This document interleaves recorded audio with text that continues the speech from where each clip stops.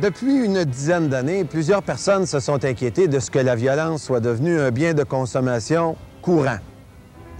Les jeunes, particulièrement, consomment beaucoup de violence dans leurs moments de loisirs et leurs activités de loisirs, que ce soit en tout bas âge, les jeux qu'ils pratiquent, les jouets qu'ils reçoivent en cadeau pour leur anniversaire ou pour Noël, les vêtements qu'ils portent, les jeux vidéo auxquels ils s'adonnent régulièrement et, bien sûr, la musique, particulièrement chez les adolescents, et les émissions de télévision qu'ils regardent.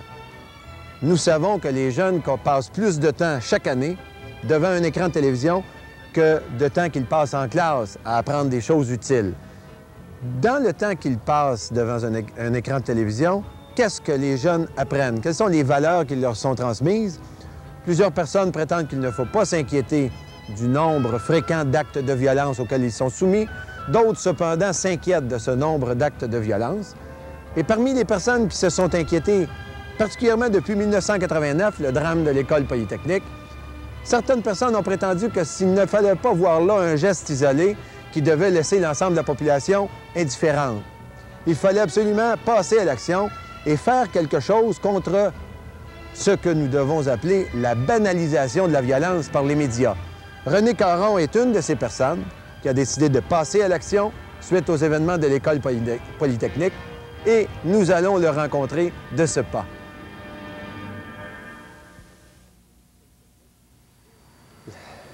Finalement, lorsque, en 1989, oui, se produit ce terrible drame à l'École polytechnique, de jeunes étudiantes, futurs ingénieurs, objet d'un drame comme celui-là, 14 personnes défuntes. Il a même été prouvé que le gars qui les a tués a fait ça sous l'influence d'aucune boisson, ni alcool, ni drogue. Il est allé acheter une arme pour pas manquer son coup. Délibérément, il est allé tuer 14 jeunes filles. Il a fait sortir les gars de la classe parce qu'il y avait une frustration à surmonter.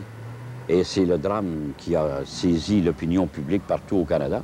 Certaines personnes, cependant, suite à ce drame, ont prétendu que c'était un geste isolé, qu'il n'y avait pas lieu, il n'y avait pas de leçon à tirer de ça, qu'il n'y avait pas de morale à tirer de ça, et qu'il fallait oublier ça un peu comme si c'était un événement soumis à la fatalité. Ouais. Vous étiez, vous, parmi les personnes qui avaient dit non, cette goutte de trop dans le vase, c'est la signification qu'il y a quelque chose à faire, et vous avez décidé de fonder avec d'autres personnes une association que vous avez appelée TROP, T-R-O-P. Pourquoi? Jacques, à l'instar, moi, de bien d'autres. Hein. Moi, je suis un grand-père, j'ai 5 petits-enfants. Je me suis dit, dans quelle sorte de société mes petits-enfants vont grandir?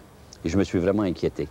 Et je me suis dit, qu'est-ce que je peux faire, moi, pour essayer de contrer cette violence grandissante-là, qui est à tous les niveaux puis qui est quotidienne?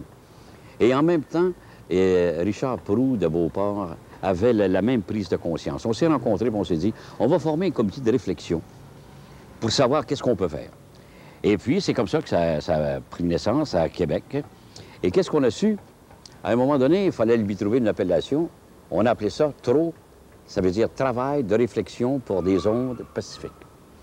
Et puis, pourquoi des ondes? Bien, c'est le comportement de tous les jours, les ondes, mais on a constaté, après avoir formé un comité pour regarder pertinemment les émissions pour jeunes, que à nos jeunes, là, on donne en pâture des émissions où il se déroule une trentaine d'assassinats gratuits à la demi-heure. Je pense à G.I. Joe, je pense à Transformer, je pense à Cops. Alors, le petit bout de chou, lui, il voit le héros, G.I. Joe, qui tue pour de la futilité, sort une arme, puis il tue, puis il sacrifie une vie. Et pour lui, là, plus tard, ça va devenir un geste normal. Mais si normal qu'il deviendra lui-même plus tard violent, il pourra tuer... il serait un batteur de femmes, il serait un batteur d'enfants. Il pourra peut-être même battre son voisin à mort. Et tout ça lui paraîtra normal. Si vous avez constaté, donc, que les médias véhiculaient des images comme celle-là qui servent de bénédiction, finalement, de caution à l'utilisation de la violence pour régler les problèmes, vous avez certainement dû aller cogner à la porte du CRTC, le Conseil de la radio-télévision canadienne. C'est ça. Ça a été notre première démarche. Hein? Et puis, on a reçu une réponse. On avait demandé au CRTC de légiférer pour que les télédiffuseurs ne présentent plus ces émissions violentes-là à nos jeunes. Alors, ils nous ont répondu qu'au nom des droits et libertés, les télédiffuseurs sont libres de présenter ce qu'ils veulent à l'heure qu'ils veulent. Alors là, on s'est dit, mais qu'est-ce qu'on va faire maintenant? Quelle action? Si la montagne ne vient pas à toi, tu vas à la montagne. Alors on s'est dit, puisque nos jeunes, ceux-là qui vont nous remplacer demain, ceux-là les prochains chefs de file, c'est ceux-là les plus en danger en ce moment, on va aller dans les écoles, puis on va leur parler, puis on va leur dire, on va leur recommander de ne plus regarder les émissions violentes. Et puis, pour les intéresser à en discuter et participer activement à cette campagne de sensibilisation-là, on leur a proposé de voter, après une mise en nomination, selon les émissions que l'on jugeait, nous, violentes et non violentes, d'en parler et de voter. Et c'est ainsi qu'ils ont voté pour un trophée Pacifique et un trophée, une mention toxique. Émission Trophée Pacifique, le club de 100 watts, animé par Marc-André Coallier sur les ondes de Radio-Québec. J'inviterai Marc-André Coallier. Marc-André Coallier.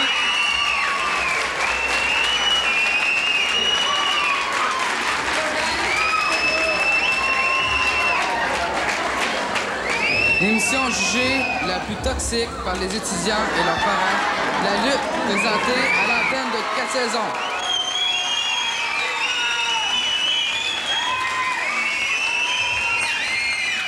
Donc c'est l'opinion des jeunes, c'est le jugement des jeunes que vous allez développer lorsque vous allez les visiter dans les écoles. Mais comment faites-vous, seul ou avec une poignée de personnes d'un comité de réflexion, pour rejoindre l'ensemble des jeunes du Québec? Alors, c'est justement... Moi, je me suis rappelé, à un moment donné, je me suis dit, on va peut-être aller dans une ou deux écoles, mais c'est plus que ça qu'on avait comme objectif. Alors, si bien que moi, je suis un optimiste depuis 30 ans. J'ai été gouverneur en 66-67, et alors, j'ai vendu l'idée au Club optimiste d'inscrire à leur programme d'activité, dire non à la violence et de choisir, en choisissant leurs émissions de télévision et tenter de contrer la violence, surtout en milieu scolaire. Plus tard, l'association TRO et les clubs optimistes verront à transposer ça à d'autres niveaux. Mais pour l'instant, on prend comme cible nos jeunes. Donc, les clubs optimistes visitent les écoles de leur voisinage et invitent les enseignants et la direction de l'école à proposer aux jeunes de participer à ce vote-là. Au moyen d'une fiche pédagogique qui est facile à comprendre et à appliquer. D'ailleurs, on aura l'occasion plus tard d'expliquer exactement en quoi ça consiste. Votre moyen d'action privilégié, finalement, c'est ce vote pour décerner un trophée pacifique à l'émission qu'il mérite et une mention toxique à l'émission aussi qui la mérite. Donc, le vote des jeunes est très important. Mais quelle est l'utilisation que vous allez faire de tous ces votes-là une fois que vous allez les avoir compilés? Il ne faudrait pas que les votes ne soient seulement acheminés à l'association TRO. Il faut connaître l'association, il faut qu'elle connaisse les résultats, c'est sûr. Il faut que les écoles et les jeunes fassent connaître, et les clubs optimistes fassent connaître les résultats en question à leurs médias locaux, à leurs postes de radio ou de télévision ou leurs journaux locaux. Il faudrait aussi que ce soit envoyé aux télédiffuseurs pour dire, bien, à notre école, nous autres, là, on a sur 251 enfants, tant qui ont voté pour telle émission pacifique, telle émission toxique, et puis la signer. D'ailleurs, il y a des modèles types de lettres qui sont dans la fiche pédagogique, et ainsi de suite. Maintenant, il faudrait que ce soit envoyé aussi au ministre de l'Éducation. Il faudrait que ce soit envoyé au CRTC. Il y a une multitude d'endroits où ils peuvent envoyer leurs résultats. Et où ces résultats-là serviront à influencer la programmation de l'année suivante. Voilà. Autant la violence peut influencer les jeunes, autant ce vote-là pourrait influencer les autorités compétentes. J'ai envie de vous poser une dernière question, René Caron. Votre association, finalement, mise beaucoup sur les jeunes du Québec afin que ceux-ci puissent constituer ensemble une force capable d'influencer cette programmation. Exactement. Mais comment pouvez-vous faire pour rejoindre tous ces jeunes à la grandeur du Québec et effectivement que chacun de ces jeunes-là puisse participer au vote? Tout ça ne pourrait pas se faire sans la collaboration indispensable des enseignants et des enseignantes, ainsi que de la direction des écoles, c'est bien sûr. Et sans surtout l'apport que les 800 clubs, il y en a un peu plus de 800 au Québec, qui ont des écoles dans leur localité. Il y en a 800 qui opèrent dans une localité, qui contactent leurs autorités scolaires, une rencontre, s'entendent sur la date du vote et la compilation, le travail de collaboration à faire. Et puis, il faut que chaque petit bout de chou qui va apposer sa croix pour le vote d'un trophée pacifique ou toxique se rende compte que lui, il a voté. Ah oui. Il y a eu une prise de conscience de fait. C'est ça, la sensibilisation. Lui, son vote est important, cet enfant-là. Son jugement a été exercé et il a fait un choix. Puis il est respecté. Voilà. René Caron, merci infiniment de nous avoir accordé cette entrevue. Nous espérons le meilleur succès possible à l'Association Trot et je pense que l'ensemble de la société ne peut s'en porter que mieux. Il me semble. De votre existence. Merci Absolument. encore. Ben, c'est moi qui vous remercie.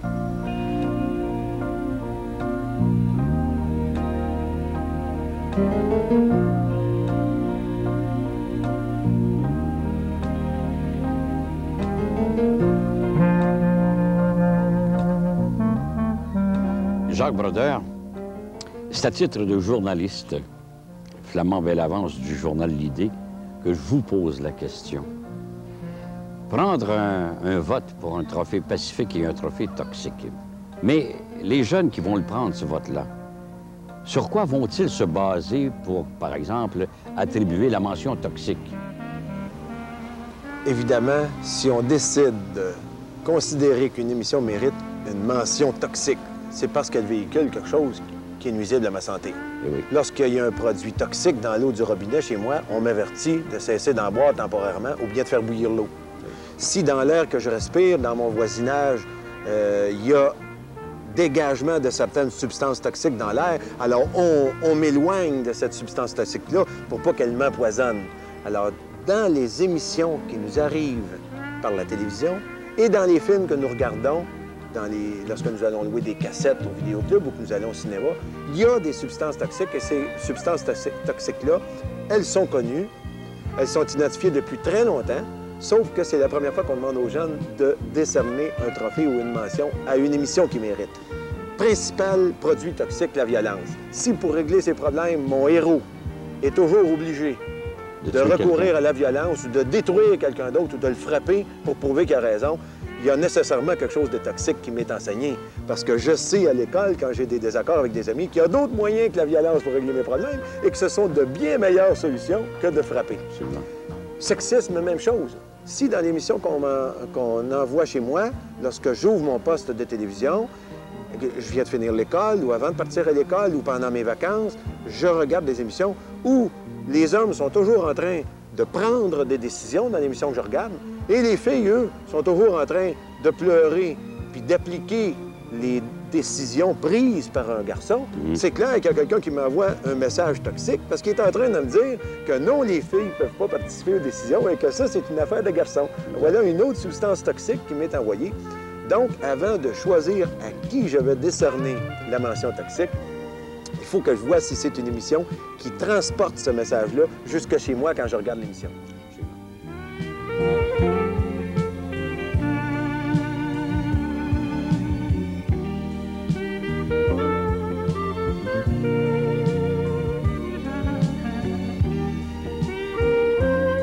Et dans le cas de l'émission Pacifique, ça va être plus facile. Oui, mais il faut faire attention. Il y a certaines personnes qui pensent qu'une émission est pacifique quand on s'embrasse souvent. Ou bien quand c'est une histoire d'amour, et puis parfois il y a un peu de peine, et puis tout ça. Non, non, non. C'est pas une émission pacifique, c'est pas une émission plate, monotone, endormante, où il n'y a pas d'action. Au contraire. C'est une émission où, cependant, les personnages se traitent d'égaux à égaux lorsqu'il y a des garçons et qu'il y a des filles dans l'émission. Ils se traitent sur un pied d'égalité. Lorsqu'il y a des gens de différentes races, ils se traitent aussi comme des égaux. Non pas la race blanche, un peu la race supérieure, et puis les autres races brunes, jaunes, les Indiens, les Autochtones, voilà, des gens inférieurs qui doivent se soumettre aux volontés des Blancs. Le racisme. Ce sont des émissions aussi où les gens de différentes cultures peuvent s'unir ensemble pour venir à bout d'un problème commun qu'ils ont ensemble. Donc, des gens de notre pays qui viennent en aide de personnes d'autres pays, des peuples en voie de développement, par exemple, où les jeunes sont soumis à des mauvais traitements et il y a une entraide qui se développe entre les deux. Et enfin, une émission pacifique, c'est une émission où l'entraide entre les gens passe avant la compétition qu'entre eux. En général, quand les gens compétitionnent, ils cherchent à prouver qu'ils sont les meilleurs, donc que l'autre est moins bon. Voilà l'influence, le côté négatif de la compétition. Nous, ce que nous souhaitons, bien sûr, c'est qu'une émission où les gens s'entraident, coopèrent ensemble. C'est une émission où les droits de chacun sont respectés. Donc, une émission qui mérite un trophée pacifique.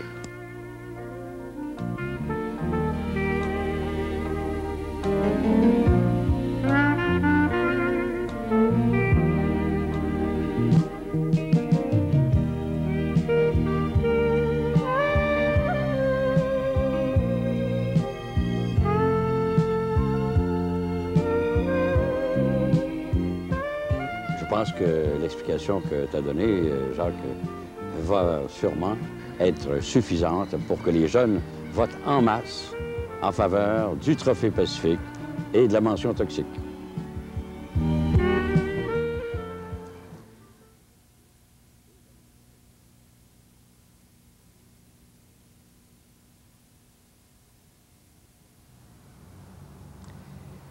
Les émissions de télévision mises en nomination pour un Trophée Pacifique sont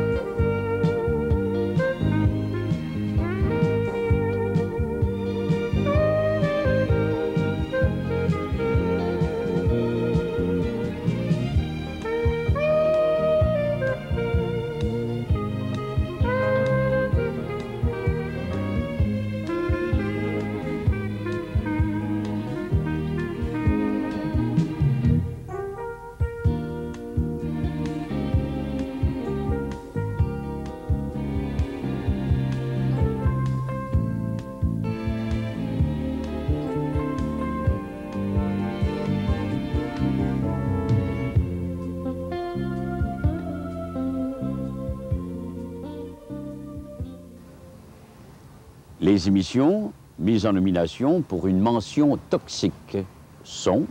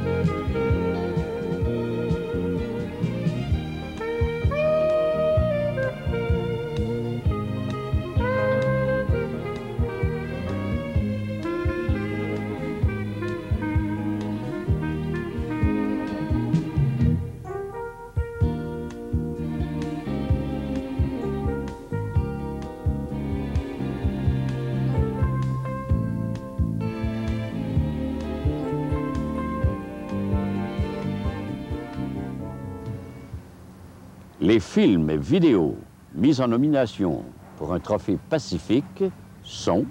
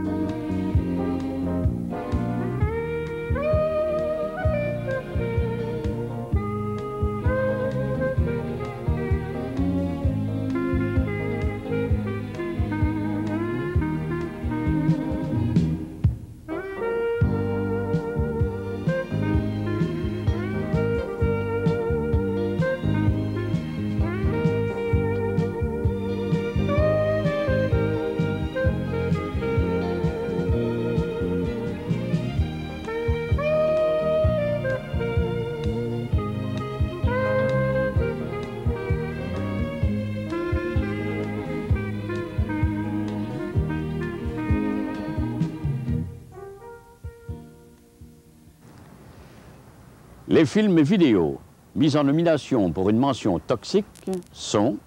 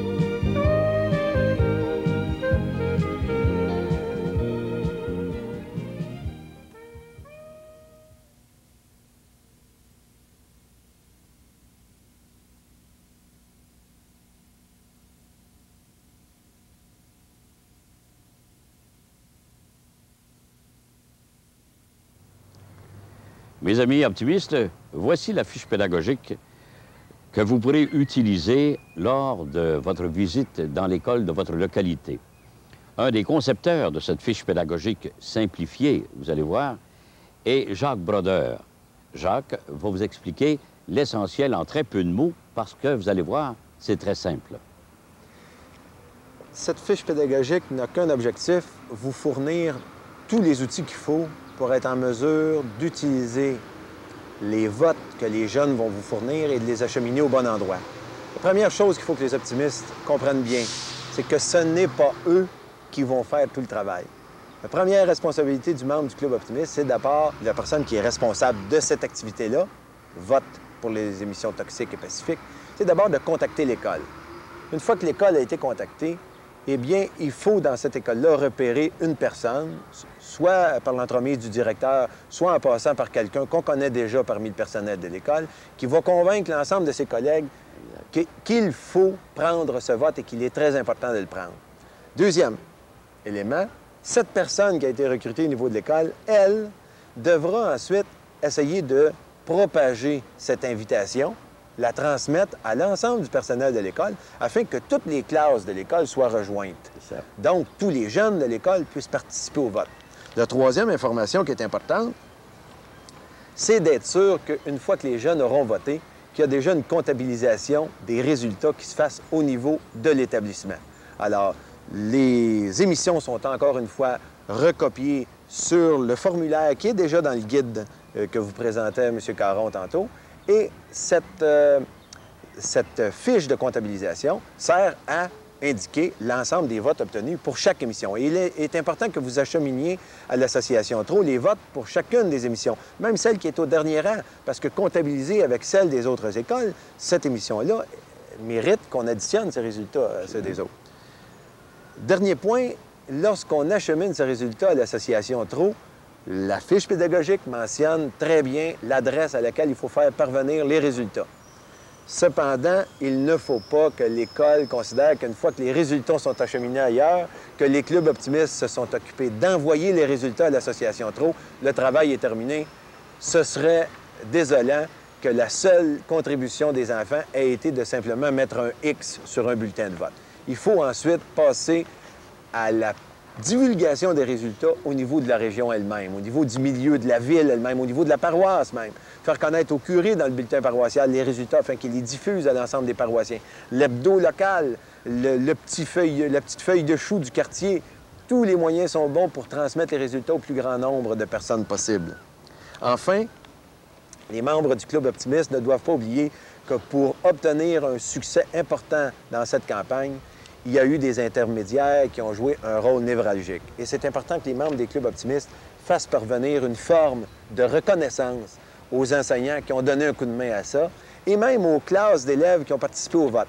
L'année dernière, plusieurs classes ont été remerciées de la façon suivante.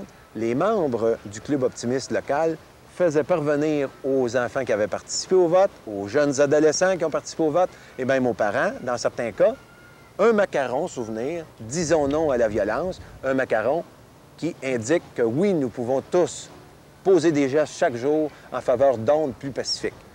Il y a aussi une autre forme de reconnaissance qui peut très bien, facilement être utilisée. Ce sont des épinglettes qui sont disponibles dans tous les clubs optimistes, ainsi que le chandail souvenir qui est produit annuellement par l'Association TRO. Un magnifique chandail qui pourrait être offert à chacune des classes qui a participé. Exact.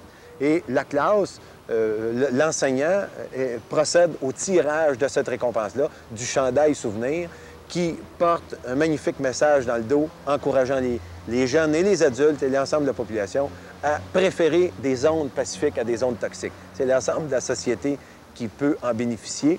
Et souhaitons que chaque club optimiste qui aura ainsi travaillé fort pour renforcer la vague pacifique 1991-92, sera fier d'avoir exercé son travail et nous, à l'Association TRO, nous souhaitons connaître les initiatives qui sont prises dans les différentes régions afin que l'année prochaine, nous soyons en mesure de les offrir à un plus grand nombre de clubs optimistes qui pourront eux-mêmes puiser dans cette banque d'idées-là pour essayer de faire encore un meilleur travail l'année prochaine. Jacques, il n'y a pas d'erreur dans cette fiche pédagogique, tout y est. Et c'est tellement simple, si vous saviez. D'abord, dans le premier chapitre, pourquoi non à la violence, la fiche pédagogique elle-même, le bilan, un guide d'action, le matériel pédagogique, les feuilles de retour, bulletin de vote des parents, bulletin de vote des jeunes, la compilation, le financement et les modèles de lettres à envoyer. Il est bien évident que pour ce qui est, par exemple, des bulletins de vote, les votes devront être imprimés par les écoles où se tiendra le vote. Il y a un modèle du bulletin de vote, mais chaque école a sans doute les moyens, ou les clubs optimistes, les moyens de polycopier le modèle pour le nombre de votes nécessaires afin que tous les jeunes se prévalent de leur droit de vote. Il y a même, signalons-le, dans la fiche pédagogique, un bulletin de vote et une lettre déjà préparée qui s'adresse aux parents. Exactement. Pourquoi on voudrait que les parents votent? Voilà. Alors, la lettre est déjà prête aussi pour accompagner le vote des parents. Alors, comme vous voyez, on a pensé à tout et on vous souhaite que tout cela fonctionne comme on l'espère et que, justement, on puisse espérer vivre aussi dans une société moins malade. Plus optimiste et plus pacifique. Exact.